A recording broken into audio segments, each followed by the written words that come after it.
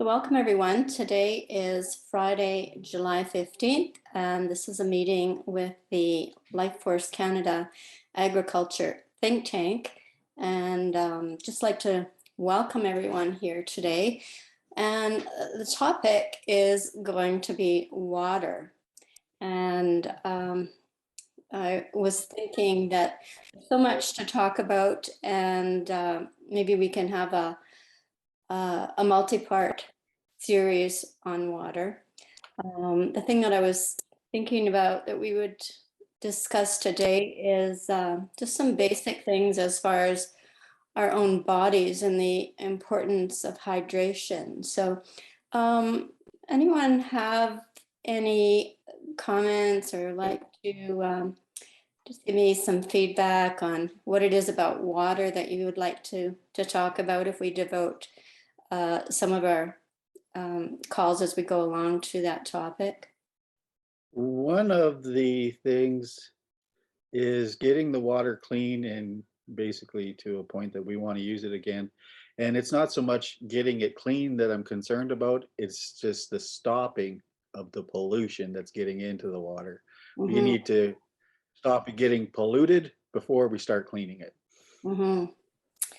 Yeah, it's kind of the chicken and the egg thing there, though, isn't it? Because it's such a big topic as far as how do we stop the water being polluted? So um, yeah, and that's where I just wanted to kind of start at the very basics as far as the effect of having good quality water in our bodies. And my journey looking into water began in the 1980s. I remember reading a story about, forget if it was in one of John Vallo Melchizedek's books, where he did some experiments in, I think it was in Turkey with water in some lakes. And I went on to read about water distillation, and I bought a water distiller, and that was pretty laborious, and gave up on that after a while. And then trying to think, probably be about 10 years ago, I came across structured water. And the primary person that I started to learn about structured water from was Clayton Nolte. And if I remember right, he was a NASA scientist. And so over the years, over a few year period, I attended lots and lots of his classes. And he's now retired. He did develop a whole range of structured water units. And I think a lot of the new products that are on the market now for structuring water have sort of, come as a result of people learning from him and developing products and whatnot. So again, this was kind of my foundation. So that's why I'd like to talk about structured water today, and then we can go on and talk about other things, other kinds of water. Kim has certainly talked a lot about plasma water, and I did meet a couple at, it was at the Red Pill, what was it called? The Red Pill Conference in Montana about 6 years ago. I met a couple that have been doing a lot of work with plasma water. So we can certainly touch on that on another Friday. And I guess the other thing, I've got a whole bunch of things that I'm going to drop into the chat and also put on our Telegram group. But one book that had a big impact on me was Your Body's Many Cries for Water. And I think this guy was, if I remember right, because it was so long ago that I read that book, he was like a political prisoner in Iran. I think he was in jail, and he didn't have any drugs to treat the other prisoners, and so he started experimenting with water, and that's all he did was he increased the intake of the prisoners water, people who were suffering with various conditions. And so it's a great little book. I'm going to post that PDF into the chat today. So it was just a little book, if I remember, and really just really great reading. And I do have a audio to play today. It's about an hour and a half, but I'm only going to play about 30 minutes of it. And it was from another water educator that I was on a series of calls that he did. Again, this one's from 2013, so a while back, and his name is Patrick Durkin. So anyway, anyone else besides Brian? Yeah, what do you want to talk about on future Fridays about water? And then I'd like to see something more about how to collect water out of the atmosphere. Like, what do they call that? It is an atmospheric kind of generator thing that you don't actually need to, to have to. I don't know. I guess that'll make more sense once all this chemistry has stopped too, I guess. But Brian, I know you want to say something. That's when you can harvest water in a desert. Yeah, that thing. But Yeah. Imagine what I could do here in wet court.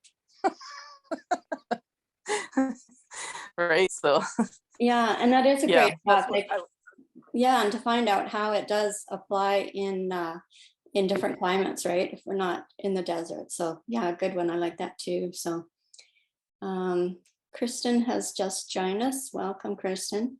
Because we're getting fluoride put back into our water system, I'm calling from Calgary. What are the alternatives? What can we put in our homes? That's the kind of thing I'm kind of interested in finding out about. Everybody. Yeah, that is a great question too, Danny. So Durkin, let's make sure we cover that one. We'll put that on that list. Thank you. To Water Magic. There are some filters out there, Danny, but you do have to be careful because some of them are kind of scammy ones. So yeah, that's what I've been told. Yeah. Okay. So another conversation. Great. Yeah, we will Good cover evening, that. everybody. This is Patrick Durkin. Welcome to Water Magic. This is a very exciting time, and I'm thrilled that you're here to join me.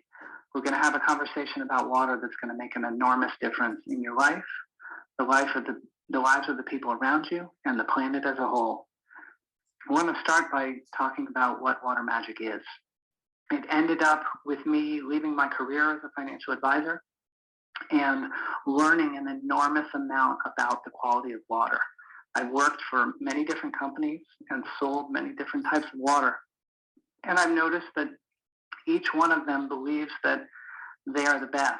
And so I kept going and I kept going until I finally found one where instead of the company saying it's the best, it's the customers who say it's the best. The response that we're getting to structured water it's just phenomenal. And I'm sure that you can see it. A lot of you will benefit from knowing that just since April, thousands of orders have been placed for structured water units since the units started to be presented on different telesummits like the ones you learned about it on. And you just can't buy that kind of brand recognition. It's just something that the marketplace either loves it and tells you or they don't. And structured water is certainly that way. So I yearn from deep in my heart to create a compelling alternative to plastic bottles. And what I didn't know when I started that journey is that it would end up helping me to see what I'm here to do on this planet and the contribution that I'm here to make. So my goal is in sharing my passion and my love for you and water, that we can all create a new relationship with water. So the first thing I want to do as we dig in here, and don't forget to drink your water as I'm speaking. In fact, I'm going to go ahead and have a sip right now. So it's a little awkward having a silence like that because culturally we don't expect that, but we also don't make room for hydration, and we take it for granted. And what we need to start to do is become more aware of it. So let me go a little bit further in terms of that awareness. What I'd like to do right now is I'd like to invite you to take a little bit of a baseline about where you are around hydration. If you have a pen and paper handy, I'm going to ask you 4 questions right now, and you're welcome to write your answers down. If you don't have one handy, don't worry about it, but just notice what your answers are. So the first question that I have for you, and we'll look at these more at the end of the class and see where you are on that. First question is, do you think you're well hydrated? Okay, so it's a subjective answer, and do you think you're well hydrated? The second question is, what percentage of your daily beverage intake comes from each of the following categories? So the categories are water, tea and coffee, juice, soda, vitamin drinks, and energy drinks. And so if you drink water most of the time, you might put 80 or 90% next to water. I drink water all the time, so I would say 100%. But just whatever those numbers are, go ahead and write those down. What percentage of each category do you drink? And then the third question is, how many 8-ounce glasses of water do you drink per day? And while you think about this, I want to let you know a little bit about how hydration works and what's happening in our bodies. Over time, our cell walls, which is where the water, well, let me back up, sorry. There's 2 types of hydration. There's intracellular hydration and extracellular hydration. Intracellular hydration is the one we want. That's when water gets into our bodies. And extracellular hydration is when water passes through us quickly. So we're looking to get water into the intracellular cavities.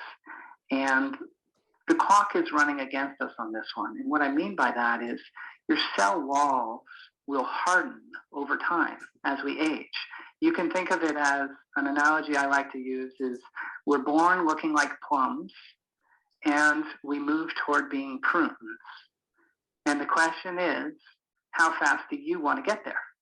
Now, naturally, over time, you will move in that direction, but you can do some things to prevent it. So again, the question was, how many 8-ounce glasses of water do you drink per day? And then the fourth question that I have for you is regarding your health and vitality. How would you rate your health and vitality? Where 1 is you have no energy, and 5 is normal for your age, and 10 is you're positively childlike. So go ahead and write a number down. And to review again quickly, those 4 questions are, do you think you are well hydrated? What percentage of your daily beverage intake comes from each of the categories? And how many 8-ounce glasses of water do you drink per day? And rate your health and vitality on a scale of 1 to 10, where 1 is no energy, 5 is normal, and 10 is childlike.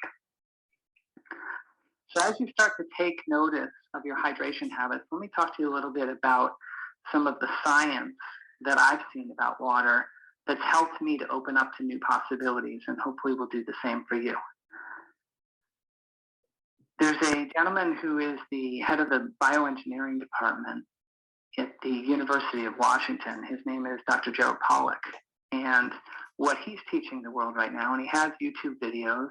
If you'd like to see them, you can go to YouTube and look for Gerald, G-E-R-A-L-D, Pollack, P-O-L-L-O-C-K, or you can watch them on the Wellness Enterprise YouTube channel. That's my YouTube channel. And what he's saying is that water isn't just H2O. It's not just 2 hydrogen atoms bonded with an oxygen atom. It's actually a combination of hydrogens and oxygens that alternate and change. And those angles and bonds are consistently moving. And I think that what Dr. Pollack is teaching us dovetails with something that's definitely not scientific, but more comes from the realm of channeled from spirit. There's a gentleman named Don Saunders who's written a book called The Knowledge, The Power of Knowing How Life Works. And what Don says about water is that he believes we live in a quantum soup, and that what actually connects all of us is water. And here's the thing that I've never heard anywhere else, is that the water itself has the memory. It's not our brains. And that explains for me how and why, when I go to sleep at night and I'm thinking about something and I want a new answer around that topic, and I ask the universe for it, that the next day there's something there. There's a new thought. There's an awareness that wasn't there before. So Don Saunders, The Knowledge, The Power of Knowing How Life Works, is teaching us that it's the water that has a memory, and that when we die, the collection of knowledge that surrounds us and the water that's around us gets donated back to the collective consciousness. That's pretty mind-blowing stuff. In addition, there's some basic properties of water that I've noticed in my research over the years that, I think just from thinking about it a lot, these things, they're kind of obvious, but I want to point them out to you anyway. So take, for example, both how hard and soft water is. It's really incredible. Water is, as soft as anything and can just melt away on your finger. And at the same time, it's strong and powerful enough to create the Grand Canyon by carving away at the land. So there's a lot more to water than most of us realize. Water doesn't fit into our current scientific understandings, so we have to explain it as an exception that it freezes at 4 degrees Celsius. Our scientists say that doesn't make sense according to the laws of the universe. I say maybe the laws that we define as scientists need to change so that we understand how water actually works. Maybe we create a little bit of mystery here and have a little bit of surrender into the idea that water has a lot more going on than we really understand. So in a moment here, I'm going to transition into strategies for hydration. And before I do that, I wanted to just begin to share with you some of the incredible outpouring that we've been receiving from people in the form of testimonials and different experiences people are sharing. Joan writes, since receiving my portable unit, this is a structured water unit, I am finding I drink more water, it tastes superior, and it seems to calm my reaction to stressful occurrences. Additionally, I'm now sleeping better and going to bed earlier. People have told me that I look better. What could be better than that? I mean, people tell you you look better, and feeling great about the way you respond in stressful occurrences. It's a pretty incredible thing. Sharon wrote, what I can say about the water is that I'm feeling so much happier and I'm much calmer and I'm able to deal with everything so much better. That's amazing. Who would have thought that just changing the water we drink might actually change the way we react to things in life? So many of us feel like our emotions are hard to deal with and that they're just there and that we can't necessarily change them. We just have to feel them or experience them. I've shared this story before, and I'm sure some of you have heard it, but I think it bears repeating in terms of my own personal experience with this. And basically what I'll tell you without telling it the same way is that in the couple of years that I've been becoming a hydration expert, I've provided a lot of water to my children. And what's happened in that process is that they've come to identify that their negative moods are really just dehydration. And so they've trained one another to drink water when they're being crabby. So it's really fantastic to watch them be able to change their own emotions. All right, let's go ahead and transition now into strategies for hydration, because the magic that we're talking about creating with this new relationship with water will show up in your life if you take the time to hydrate yourself. And clearly there's an issue with us that has 94% of us be dehydrated. And I think that starts with that most of us are made of water that's either tap water or bottled water. And neither one of those waters is very good at getting into your cells. The cells are somewhat picky, and they like high quality water. They like nature's water, which is why structured water is the water that I recommend that people drink. However, if you don't have access to structured water, it's always better to choose water than something else. There's a lot of confusion out there about different beverages and the hydrating qualities of them. And what I want you to know is that it's good, clean, pure water that gets into those intracellular cavities that's going to give you the childlike enthusiasm and excitement in your life.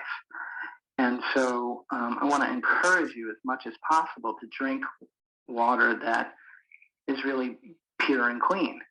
So when you're thinking about hydration, I think the number one thing that we need to do as we become aware of it is create a water source in our lives that we have confidence in. In other words, think about trying to get hydrated from a public water fountain. It probably looks disgusting. There may be bacteria on it. There may be the smell or taste of something that we don't like, say, for example, chlorine. And the way it's dispensed is that you take a mouthful or 3 mouthfuls or something like that. It's nowhere near enough for us to drink half our body weight in ounces per day. So if you weigh about 150 pounds, you want to drink about 75 ounces or more of water a day. Another rule of thumb is you want to drink enough water that your urine is clear or slightly colored. And an alarm bell on that scale would be if your urine is smelly, if there's a heavy odor to it, or it's very dark in color. So water fountains is one area of dispensing water in our culture that I don't think supports people very well. But there's also all the tap and bottled water. When we drink bottled water, I think we feel guilty. A lot of people know these days, but for those of you who might not, there's mountains of plastic that are bigger than the state of Texas floating around, not just in the Pacific now, but in 6 different places. And so we've got an enormous problem with plastic water bottles and all kinds of plastic. And when we drink plastic bottles, we don't feel good about it. There's some collective guilt that's there. And so it's hard to feel confident if that's the kind of water that you're drinking. And then when it comes to water filters, one of the reasons that I've gone as far into this business as I have is at the beginning of it, I wanted to buy a water filter, and I was so confused. It was mind-boggling how many different choices there were and how many different words there are and how many companies were out there saying that they had the best solution. I think the one thing that they all had in common is that they all wanted to sell me a replacement filter the next year. And they had a story about why that would work. Okay, I'm going to take another sip of water here. Give me 1 second. Thank you. I hope you're drinking water too. And I hope that you'll do it consistently. Because once you have access to water you're confident in, which is the first step, the next step is to drink steadily and consistently. We have to be proactive.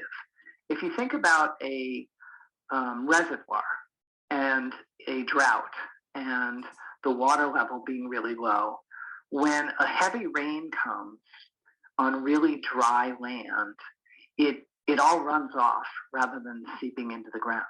And what we want in ourselves, just like what we see externally on the earth, is we want the water to seep in. So if we make it present and available a little bit at a time, and let it keep going into those cells, that's how we're going to be able to make a difference.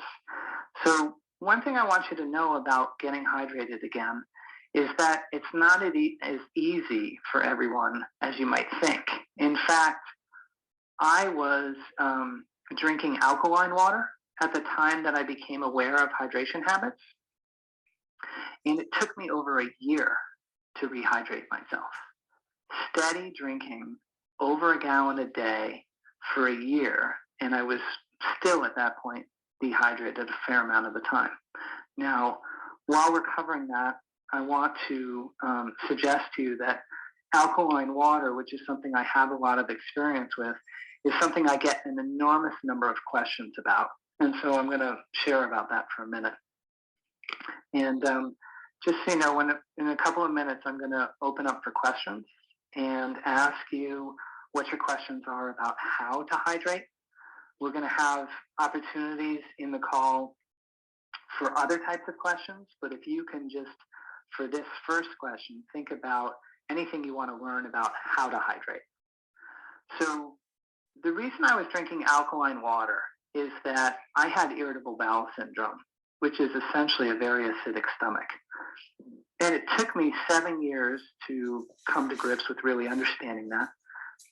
And what I found in that 7 years was if I balanced my life, if I managed my stress and my exercise and my diet and kept my alcohol consumption to a rare drink and sugar kind of low, that I did pretty well.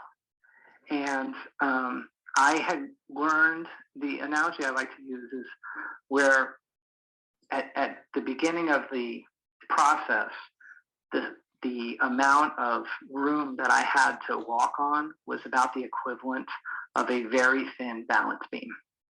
I was not able to eat much that was anything other than vegetables and rice. And throughout the 7 years, I broadened out that amount of slack that I had to be a good two balance beams wide. But what happened was when I learned about alkaline water, it literally opened things up for me so that I could eat anything, because I was balancing the acidity in my body and getting rid of the problems that were created by my eating. And so I was a huge fan of alkaline water and figured I would sell it because of the difference it made for me. Surely it would make that same difference for other people. But I noticed that the marketplace really resisted it. I make more structured water sales in a day now than I made in a year selling alkaline water, which is one way of understanding the marketplace reaction to it. But I've come to talk to various health professionals, and they've taught me that alkaline water can cause a body to be out of balance the other way, not acidic, but toward alkalinity. And that can lead to things like gallbladder removal and other alkalosis-based things. So hopefully that helps you with the understanding alkaline water a little bit. But going back to what we were talking about rehydrating, and it's my belief and experience of what I'm witnessing with all the people who share with me about water every day, is that structured water hydrates you much more quickly, and that it actually gets into your cells. And as a result, we keep getting just an enormous number of these testimonials. And as I read these testimonials to you tonight, I want you to notice something. By the way, this is a good time to go ahead and raise your hand for a question if you have one. Linda, are you there? We've got Linda from Adelaide's team helping me with the call. Hi, Linda. Can you share with the callers how to raise their hand so we can take a question? Okay, so that was about 30 minutes or so of Patrick Durkin, from the Wellness Enterprise. And as I had said at the beginning of the call, this was a series of calls that he did on structured water and dehydration. That one was from June 2013. So, and I had posted the MP3 for that call in the chat. So if you want to hear the whole 90 minutes, then you can hear the questions and his answers and that sort of thing to the people that called in. So yeah, so Katika, you had put something in the chat about the the issue with the chlorine and the fluoride in the water. This is why I like structured water so much, is that it has that ability. Like some people will structure their water and still have a a device of some sort to filter the water. That's something that I've never done. I just use a structured water device on its own. So, and I'm not in the city, so I don't have fluoridated water, but for people that are in the city, what happens with the structured water, you can, like if you have a portable device or if you have a whole home unit, put on the cold water pipe that comes into your home, then it does, change those contaminants in the water and takes away the smell as well. So, and it's just wonderful for the skin. I did, there was a document that, again, I posted a whole bunch of documents in the chat. Katika, I would say read the one.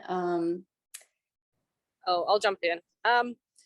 Yeah, so does this, if we watch the whole video, do they sell a product, or are there multiple structured water things? Like I've got a Berkey. I used to do Centevia with the rocks. Yeah. Then I had an issue with potassium, and I took the rocks out and haven't gone back to having the rocks in there because that alkalizes the water, I guess. But yeah, I've been hearing a lot about structured water. I still am not really clear what it really is, what it does, what it looks like, how it works, how you structure it. Like, does the full video or get into that? And the company that this person is from? Yeah, Tanya, if you look at the some of the, again, the documents that I posted in the chat, and Kirsten has also. I think I missed them too because I didn't get on right at the very beginning, and I'm on my phone, so I can't say the chat. I'll have to. Can you put them in the Telegram group? Yes, I will be. Telegram thread. They'll all be posted in the Telegram thread for sure. Okay. So yeah, Patrick Durkin. Again, I haven't looked recently, but back when I had been on his telecall series in 2013, he was selling Clayton Nolte's natural action technology devices. And then I know he was selling other company devices as well for structuring water. So again, you maybe didn't hear because you weren't here right at the beginning of the call, but I just wanted to open it up, our series on water, by talking about structured water, because it's something that I've been researching for over a decade and I've had a lot of experience personally with. So, I thought we can, again, talk about all kinds of things water related. Yeah, with the link that Kristen had posted, that was a company, the Natural Action Technologies, NAT, that was a company started by Clayton Nolte. And maybe on one of our calls, I'll play part of an audio from Clayton. He's the kind of man that, you could sort of like just sit and listen to him all day long because he has so many interesting stories. He is a scientist, and as I said before, he's retired now, but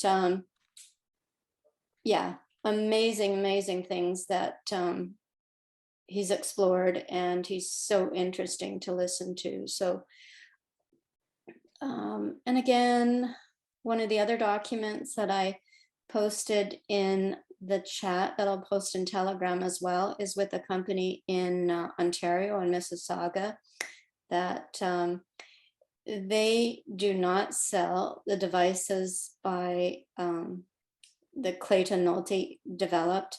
Those are the devices that I have. Like I have a shower device and a portable, and I did have a whole house device when I lived in Alberta, but I left it when I moved to Ontario, or where do I live?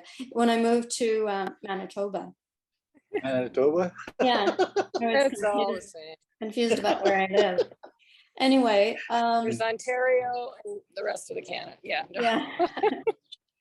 So anyway, Or Toronto. yeah, that that If kind your of, memory is in the water, it's in Manitoba. yeah, right. Sorry. So that company, that document that I posted, it's I don't know how you say it, Hydreva, Hydreva, I think. And there's a bunch of links there for videos. Okay. And with the women there, like her and her husband, they're just resellers of the structured water devices. But she says that Clayton Nolte's products are a lot more expensive because of the fact of, you know, the advertising and all that sort of thing that they did. And so they found this other company's devices that they thought were even more advanced. And at much cheaper price point. So anyway, like I said, Okay. I've posted that one as well, so you can take a look at those. But yeah, they're a lot less money. Another thing that I have Sorry, go ahead. have learned on lots of different trainings that I did over the years was how to make your own structured water device. So we can talk about that on another call. I know I had posted that months ago in the Telegram chat. So if you want to just, you know, for probably less than $100, if you want to make your own device, you can do that as well. So lots of different sharing there on how to do that. Katika and then Kai. Okay, it's me here. Hi, everybody. Sorry, I came a bit later. And I cannot attend each Friday, unfortunately. Anyway, yeah, my concern is regarding the city water that is full of different sort of chemicals like fluoride, chlorine, and others. And plus, I am a renter in small apartment. I don't have space for bigger things, and I cannot change anything in piping as a renter. So these are all the challenges that I have. I use filter pitchers, but then all these filters are also made of plastic, and then they cannot be recycled. So that's another thing. Eventually, if some of the filters cannot even be opened properly to shake out these stones and to try to separate the layers of plastic, but that doesn't get recycled anyway. So it's really a big struggle regarding hydrating and finding proper water. So yeah, that's my concern. Yeah, thank you, Katika. Again, my experience, I do not use water filters, so I can't speak on that. I do know that the structured water device is like a portable device that you can use. Just you know, the water goes through it from your tap and to you know, a glass pitcher or whatever, and those there's no replacement or anything, so those should last you for a lifetime. Very different technology than with the filters where you're always replacing them and that sort of thing. So Kai and then Tanas. Okay, yeah, since you guys are talking about water and everything here, I just want to give my 2 cents and everything here on what I've discovered through the years. But I've tried all different types of water, spring water, structured water, you know, spring water for all the different kinds. And it really is kind of getting to know how your body, like you can tell from your experience on how the water makes you feel and everything there. And there are a lot of different devices that are out there in the market. And I agree from the video that you just shared. It's just it structured water just because water has its own memory, and when it interacts with our body's energy field, and when we consume it, your body knows the kind of water that you have been to it. I remember one lesson that I got from one of my mentors, and even relating to Dr. Emoto and I discovered that water has its own kind of memory. And if you're drinking like coffee or tea or lemon water or anything like that, and when you put those things kind of into the water, the water kind of picks that up. And when we drink that, our water recognizes it as food instead of actually water that's hydrated food. And my experience with the structured water, I knew